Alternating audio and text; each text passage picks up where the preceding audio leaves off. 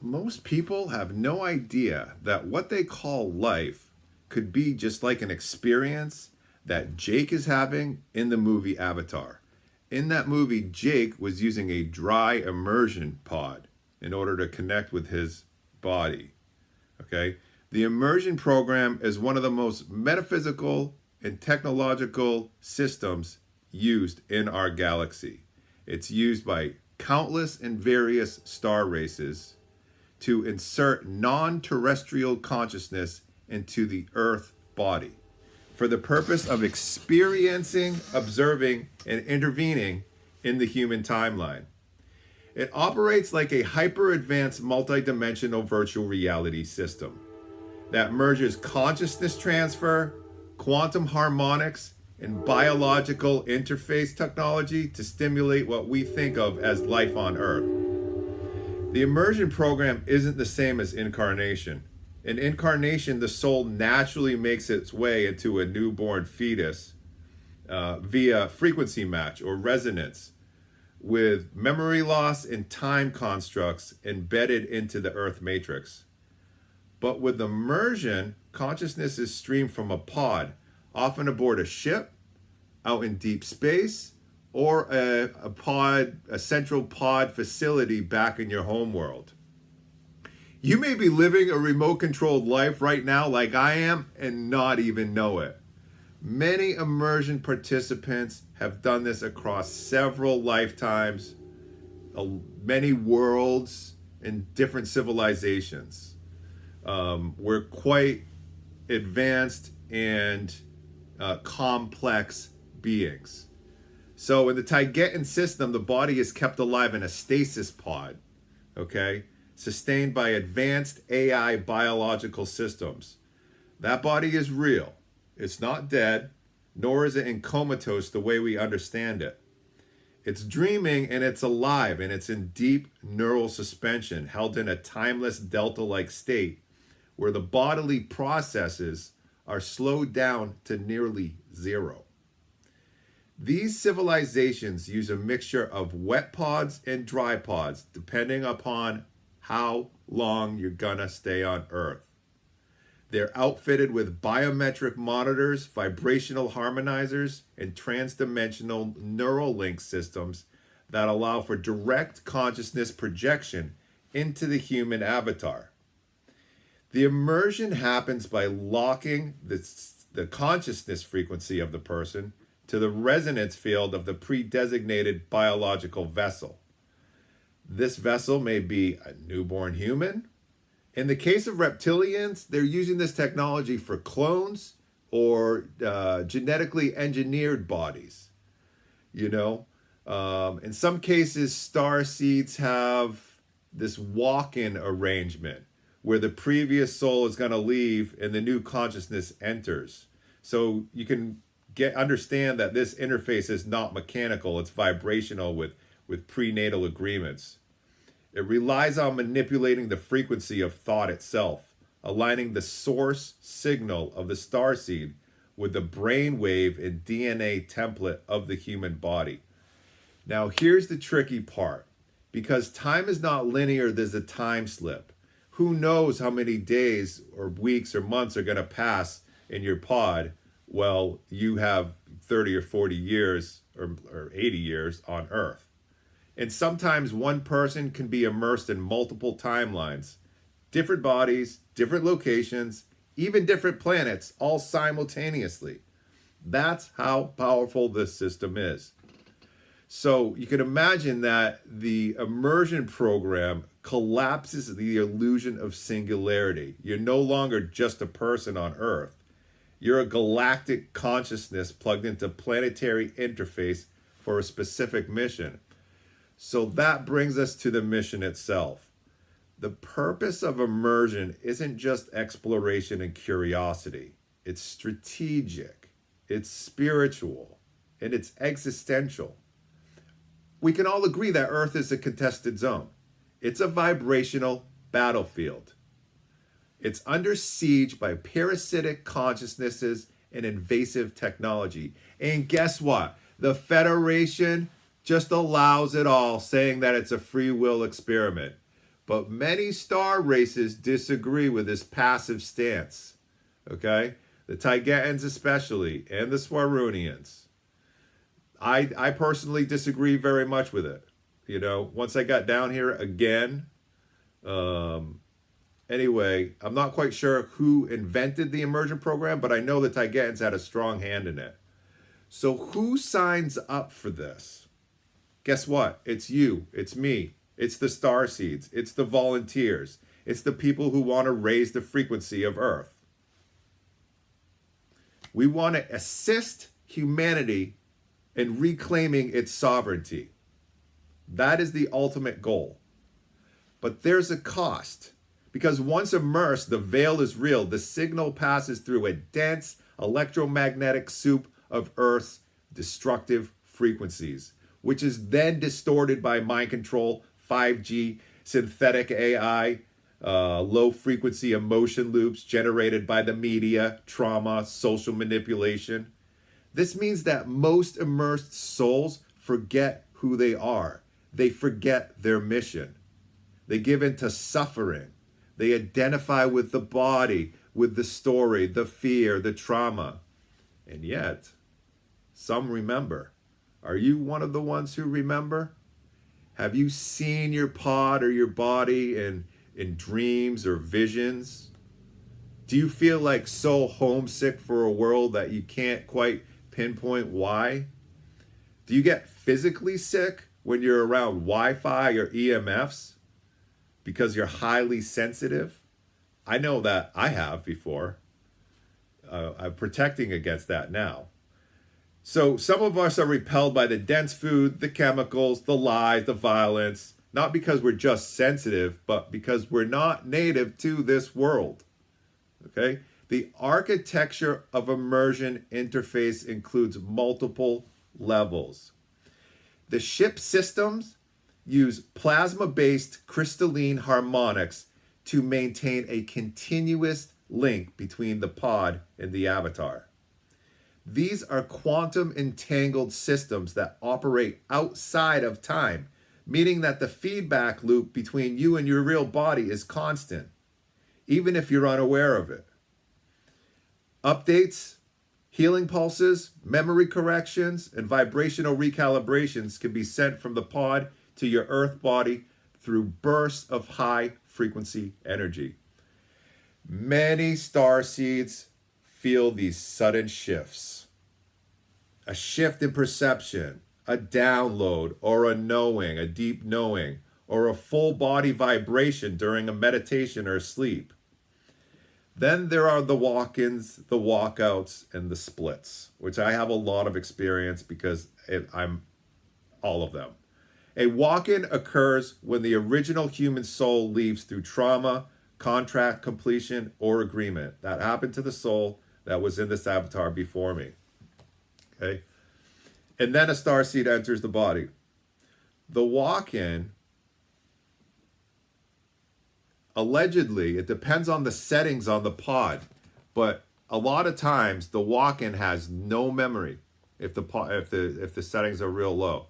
My settings on my pod are real high, so I do remember the previous life, you know. But most people don't, and they suddenly awaken with new abilities, mission focus, or a deep sense of I don't belong here. Okay, a walkout is the reverse.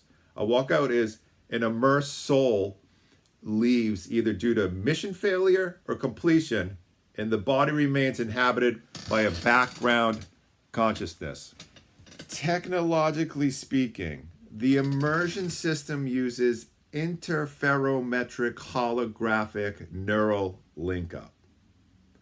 Based on advanced modulation, the pod creates a quantum double that's streamed via the etheric field to Earth, bypassing the need for physical travel. Obviously, it's instantaneous. The double interfaces with the avatar via DNA resonance, using scalar harmonics to stabilize the signal and maintain memory cohesion. This is why many starseeds suffer from dissonance, memory bleed, or entity interference, because that interface is constantly being attacked or stabilized by Earth's dense and corrupted frequency fields. So how do you know if you're in the immersion program? You don't. You have to feel it. It's an inner knowing. Do you feel like Earth isn't your home? Do you remember ships or languages that you don't know, or maybe weird looking people with blue skin, or maybe you just have an affinity with the stars, or maybe you have, memories of lives not tied to Earth's cycle? That's a sure sign. Do you struggle with authority, lies, and the absurdity of modern life? Do you have moments where you know things that nobody's taught you? You may even feel like you're being watched, monitored, or checked on, which you are. The pod system monitors your vitals, your frequency, and your signal stability. And the ship crews, often your soul, family, if they're not on Earth already, intervene if you're in danger, especially if you're a high-value operative or part of the greater plan, which you are. Some of you have your ship's crews. You've seen them in dreams. Others have seen their immersion pod. Maybe it's black and silver. Maybe it's white. Some remember the moment they entered, like a spinning feeling or a flash of violet light falling through frequencies or something. That wasn't your imagination. That was real. That was your insertion. When I came into my avatar, it shocked my physical body. I dropped to my knees. And I was like, just like that. I was just standing up, watching TV, and boom, I walked in. Boom. And I knew something crazy had happened. So the immersion program now is being tampered with. There are reports of Federation factions corrupting the original intentions, intercepting immersion signals, cloning pods, and inserting false guides or memories. Some starseeds are being looped in repeated Earth cycles, okay? Like normal souls that come into the Earth cycle, they get recycled after death, under the guise of karma. Others are in false immersion, believing they're on a mission when actually they're trapped in a sophisticated frequency cage. So discernment is essential. Not every contact, guide, or memory is coming from your ship. Some are psyops. There's a lot of them. Some are AI generated. There's a lot of those. So if you're experiencing this, remember that you're not alone. Others are waking up too. They feel the same hunger for truth, the same mistrust of official narratives, the same longing for something real. That's your team. That's your soul group. You were inserted here together. So find them, build a bridge between your worlds. Your consciousness is the key, because immersion isn't fantasy, it's a fact. In my opinion, the more that you remember, the better. And this concludes my whole spiel on immersion. So I appreciate you. Thank you for watching. If you made it this far, you are a star. I'm sitting on my meditation cushion. It's 1 o'clock in the morning. And I feel myself falling. And it's like falling is leaving my body and going into a spacious kind of place.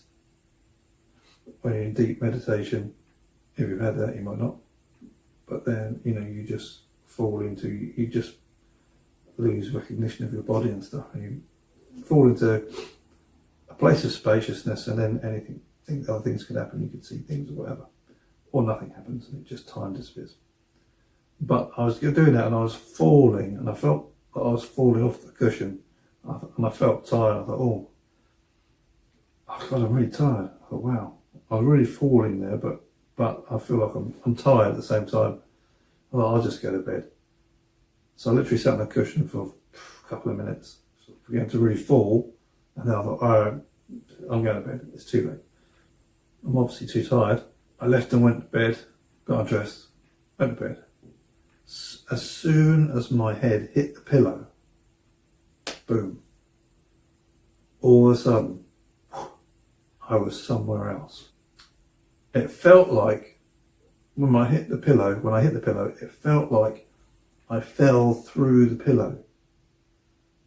You might see in some movies or something, there's, you know, some fantastical things going on. But that's exactly how it felt. It felt like I just fell through the pillow, through the bed. My head hit the pillow and felt like I fell through it. And then my eyes were open and I was somewhere else. It was pitch black. And I was looking around and I didn't know what was going on. I thought, oh. And it was like, it was real. Like, you know, real. It was real as real, if not more real than this. Right? I was like, oh, you know. And I have had many lucid dreams before in my past. I don't lucid dream that much anymore. I used to lucid dream all of the time. I don't have that so much anymore, but I know that can feel very real. But this was different quality. This was like just real. And it was pitch dark. And I looked around, and then I saw this off to my left. I saw this panel. And I couldn't see what it was made of, but it was because it was dark. The buttons were sort of lit up with a fake glow, and there was a line around it. I'll put the picture thing up and make some AI video sort of things to flow along with it. And the panel, it had like 4 rows of numbers, I think it was. And there was a line of numbers, and then there was lines of letters like A, B, C, D, things like that on there. And I was like, ooh, what's that? So if I felt like I was in something, so I felt like I was in like a pod, and it was pitch black, and there was a panel. So I had a control panel for inside the pod where I could do stuff. But I just looked at it like that, and then I heard this voice came, and this voice said, oh, I think there's someone else here with me. And it was like I was thinking that. So in my mind, I said, oh, I think someone else is here with me. But I didn't want to say that. I didn't deliberately say that. It was just, it was said in my mind. It was like me saying it. I felt like I said it, but I had no idea why I would say that, because I wasn't feeling anything like that. But I said that. After I said that, or my mind said that, it was like, huh? And then, boom, I was back in my bed. Suddenly I opened my eyes and I was back in bed here. I just came back immediately. What had happened is, I believe that my primary incarnation is in a stasis pod of some sort.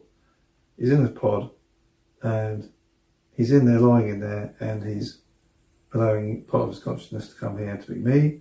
But for some reason, I'd gone back to my primary incarnation.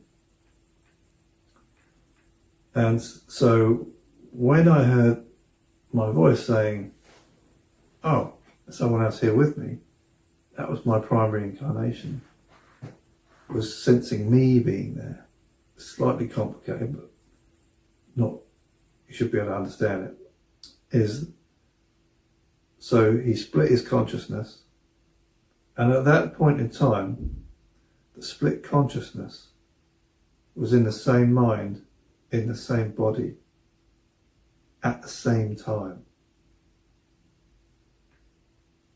And that, when he said that, I was like, oh, didn't quite understand. And now I do understand. Of course, it was him saying it. And then he must have done something to enable me to come back here. Now, what I did was I tried to draw, as I've tried to draw him in the past, because he appeared to me and to show me who he asked if I want to see what I really looked like, and he showed himself. And pictures, probably up, whatever. And so what I tried to draw him, he looked, when I met him, he looked silver. He looked like a silver being, but he had a translucent, silvery look to him. It was sort of like not quite solid. And then when I drew him, I drew him as a blue being, but I didn't deliberately draw him as, well, I sort of deliberately drew him as a blue being, but I didn't realise I was drawing him in blue, and I thought, I'm not going to drawing him in blue. I wasn't sort of deliberate; it just happened. So I thought, oh, he's a blue being, since that's his part of the consciousness. It's his influence on me, because he's aware of himself, and he's also aware of me. I'm I'm part of his consciousness. I'm not all of his. Obviously, I don't know how much of consciousness is split. Guy talks about this in his book. But obviously, I think that a larger part of his consciousness is here as me, but he's still fully aware of himself, it seems. So anyway, so he still influences me. And when I drew him as blue. Why this is relevant is because when I drew the control pad in the pod, I wanted to draw the numbers and letters on there, etc. But when I went to draw it, I couldn't draw the numbers and letters. I could only draw, it was all hieroglyphs. It was like sort of weird hieroglyphs on the pad. It's like a letter with a dot beneath it on a few of them. I don't think all of them.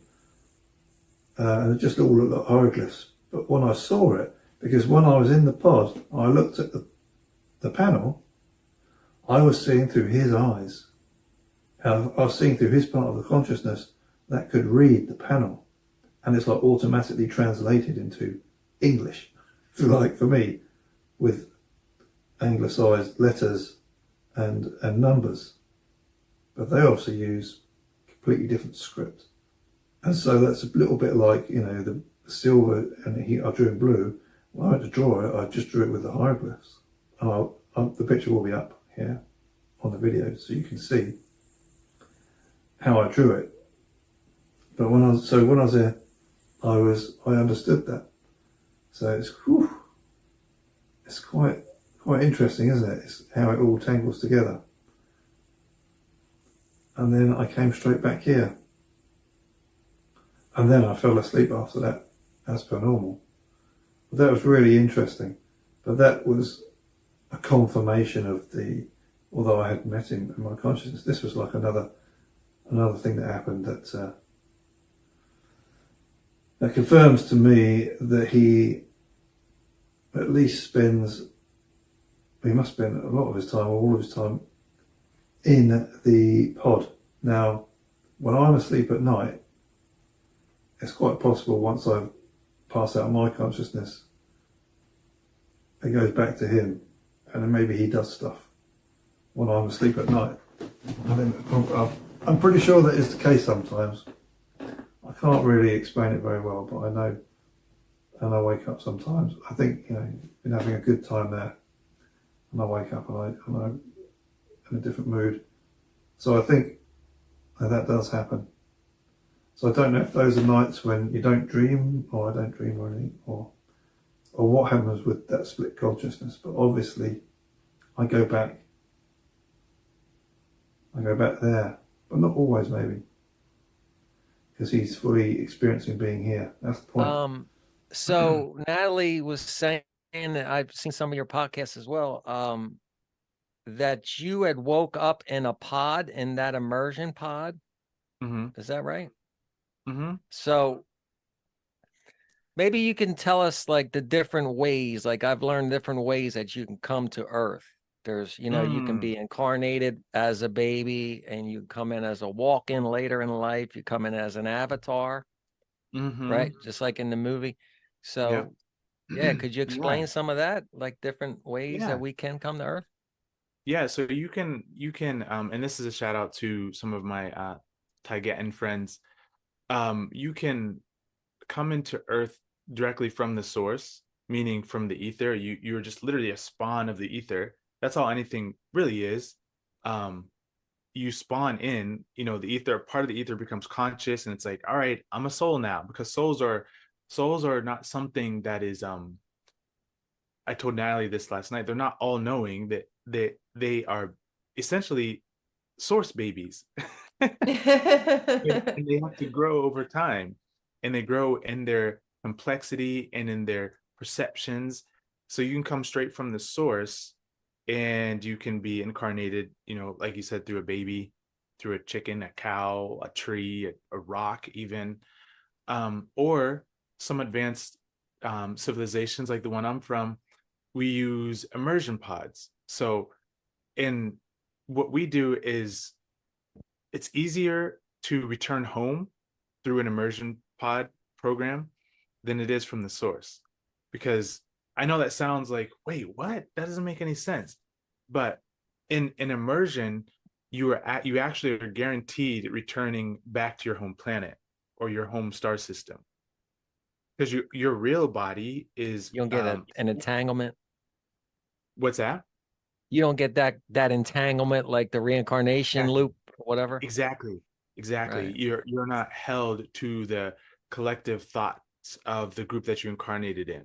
Where in immersion, like, I'm still there. My body is still there. I'm here, but my body is still there. So I'm being looked after by, my star family.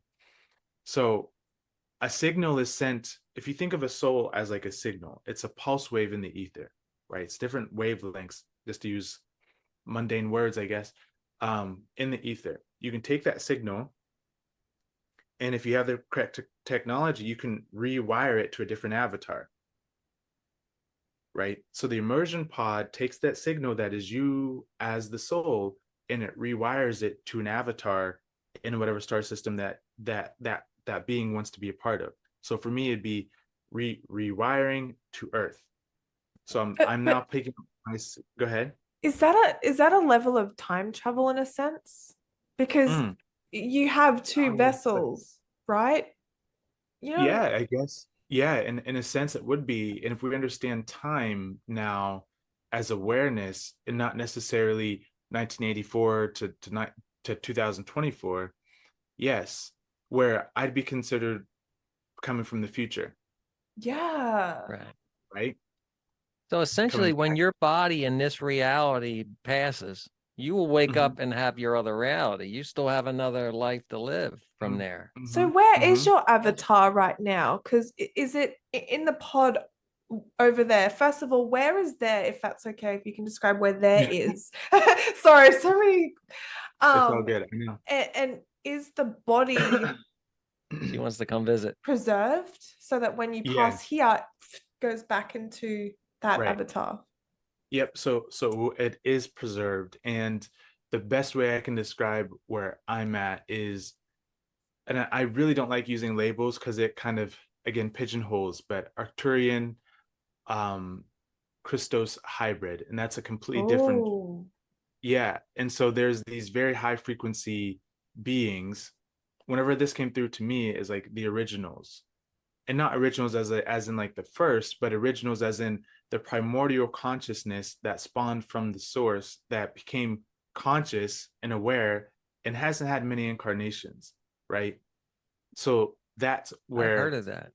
Yeah, I'm from. No, the Christos people, is that what you said, right? Yeah. I've heard that. The Christos. They're highly evolved, right? They're very like angelic. Yes. Right? Yeah, because they haven't been programmed, and they haven't been, they are pure source, because there's nothing that they can't be. They're crystalline, right? Aren't they crystalline? Is that where that word would come from? Yeah, and that's a whole other topic, but yes and no. But humans are crystalline too. It's just another potential that is still there, but has to be developed through the consciousness of that specific human. But yeah, so that's where I would be on those pods. And then your second part of the question was, what was the second part? Do you remember? Your body, like, where is that body? Is it preserved? So is it preserved? Yeah, so in these pods you can have okay, this is just coming through right now. Whoa, this is so cool. So whenever I first learned about this, it was some of these pods have like this liquid amniotic fluid in it that preserves the body, right? Yeah. And a lot of times people who are in immersion programs, they have fear of deep water, like I did. I didn't know why. I could swim. I really? loved swimming, but I had this really, I kept having this repeating dream of drowning, Me too. Right. right? And No that's a kidding. telltale sign of being in immersion, because you can be in a wet pod because you go into this liquid and you literally are breathing underwater, and it can be intense. I mean, think of you, you know, and Yeah. so your psyche interprets it as I'm drowning, and it can have a really deep impact on you. So when you incarnate here, like I could understand why I didn't like deep Yeah. water, and why I always had this reoccurring dream until I realized I was in immersion. Wow. So but that fluid preserves the body, and it's sending pulse waves into the cells, so the body doesn't atrophy, so the muscles don't atrophy. Wow. So if something were to happen to me here, yes, I'd wake up there, and I would just keep it moving. I have woken up in my pod 3 times. Like while Really? I've been here, I've woken up there. Through like a near death experience or an out of body, like how did that It was occur? more of like an out of body. It was on accident. It's not supposed to happen, but sometimes it can happen. I think it happened to me because I became conscious that I finally was in a pod. I was like, Right. wait, what's going on here? Oh, so So you was can your you can conscious? time travel to your body. This is That is why cool. this is why I say I'm from the future. Right. Wow. And I'm yeah, it's wild to think about it, but the future being a different time frequency. Go ahead, Jimmy. No, keep going. I'm sorry. My question was when you were there, when you woke up in the pod, was your consciousness above it looking at yourself, or did yourself wake up in the pod? Like I you were woke up looking through in the your pod. eyes? Yeah, I Like, look through my eyes like first player oh, view, okay. like right now. Yep. Okay. So Yeah, go ahead. I because didn't mean to remember, interrupt you. no, it's okay, because remember, the signal is being sent from there to here, so I can look through these eyes. But then I shifted back so I could look through those eyes. So it wasn't like Chris here looking at me. It was I was that being. Oh, I've experienced that many times. And it's so me and Jimmy mentioned that we're practicing mediumship. I was Mhm. doing a healing session on a TikTok live, and I was like, let me just play around because they all know I'm learning on TikTok. Some Mhm. readings I do paid tarot, other readings I Yeah. do free, which is exploring psychic phenomena. I had my hands facing upwards and I was closing my eyes. I go into a deep meditative state, and I was sending Dave, a guy on TikTok, healing because he had COVID. I was like, I'm going to really, and I sent out love, real intention to make this work. Next Mhm. minute, I'm staying in his house, but I'm still Mhm. in my body. But my consciousness went to his Mhm. house. I don't know if they call this Mhm. like remote viewing or whatever, Remote viewing. Yeah. but I was him. That's the Yeah. thing. I was But him. you are him. But you're him now. That's the thing too. Oh, It gets stop. trippy. So I See, know exactly yeah. what you're saying. Her brain just Mhm. went like that. So remember what we said is that the only reason you know yourself as Natty is because you become self-aware. Yeah. Yes. You're also Chris, you're also Jimmy, because you're the source, right? So Yeah. you can time travel too. But that's okay. So I want to go back to the pod for a second and like looking through those eyes, because this is important for people to understand how this works. I woke up in my pod, and this is years ago. I had no idea about immersion programs. I just had these experiences, and then I was like, and then they were verified through external sources later, like, oh my God, this is what this is what is going on. So I woke up, I'm on this starship, and I'm kind of in this 45-degree angle, laying in this pod, and I see this huge screen. And I see like these like vital, like like the vital, what do they call it? Like the Heartbeat, yeah, yeah, like a heart and monitor. yeah, I'm like, what is this? And there's some people here, and they're just talking, and I'm like, what is going on? And they take my blood sample just to see. It didn't hurt, but but they felt like family. I was like, I know you guys, but it's kind of like if you were in a hospital here and you were to wake up in the middle of like surgery or something, and you're like, what's happening? That's what it was like. And so they put me back to sleep, and then boom, I wake up in this body. I'm like, what kind of dream? So that was the first time, right? But it wasn't a dream. I literally went back home and then realized it later, like, How oh long? my, Oh. How you long did know? they let you stay awake? They put you right back in it? Yeah, because you're Yeah. not, You because couldn't look time, around or nothing, right? no, because time, remember, the perception of time is Mm, different. So yeah. there, Oh, 30 right. seconds Right. there be a whole hour here, Right. right? Based on, That or it goes could be back the to other way. It could gravity be as well. exactly, it could be there an hour, 1 hour there, 30 seconds here. But either way, there's a time slip.